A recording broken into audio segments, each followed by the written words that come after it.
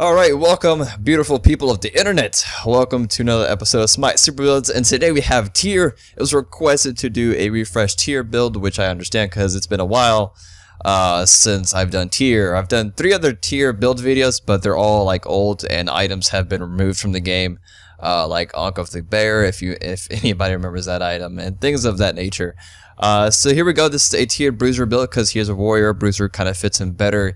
So let's start with the actives. The actives, a kind of like almost a must-have item, like a core active on tier if you don't already, is blink, and build it up to greater blink. Because combat blink, 180-second cooldown.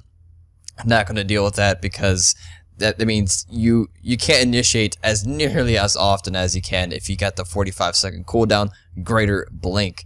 The way this works, if you don't know, you use your blink to get behind an enemy, then turn around, use your red stance, and go and use your fearless. That way, you fearless kind of push them into your side of the map and towards your teammates. That is the strat there. If not, you can always use your ulti to get behind your enemy and do the same thing. So that's why we have blink there.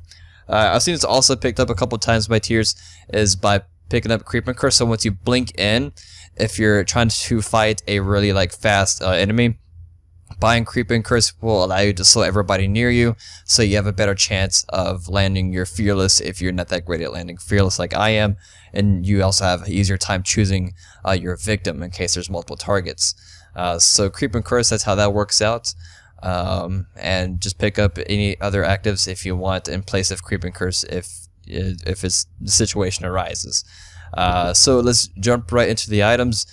We have boots. The warrior taboo boots sport our warrior self.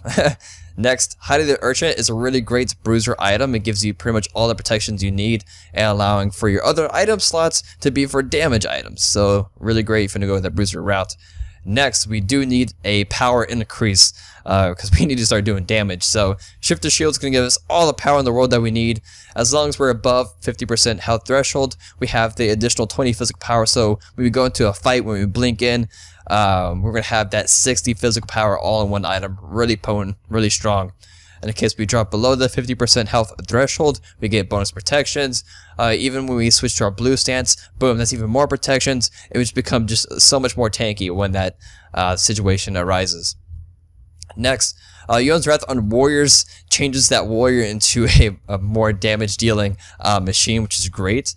Also, what's really cool with Yon's Wrath is we have that wonderful passive of our ability cooldowns are reduced by 25%.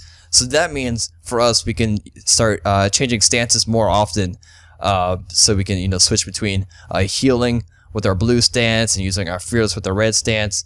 And it's a really great item to have on tier if you want that cooldown reduction and at the same time still do great damage. You can also pick up Hydra's Laminate. It's another optional item. You don't get as nearly as much of cooldown reduction. I cannot type today. Hydra's Laminate. There we go.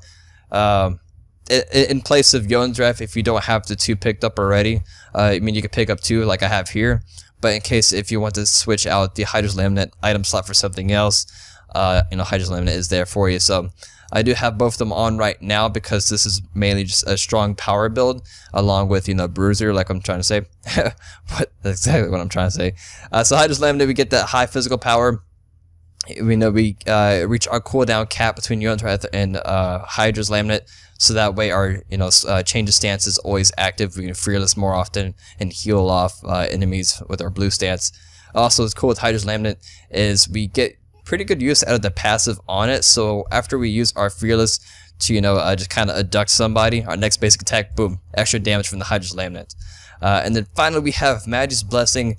Because once you get towards late game, the team fights get really epic. There's a lot of CCs, and you don't want to be CC'd in late game fights because you're going to get hit pretty hard. So it just makes us overall a much more unstoppable force. When we try to blink in, we're not going to get CC'd right away, and then boom, there goes, we're dead.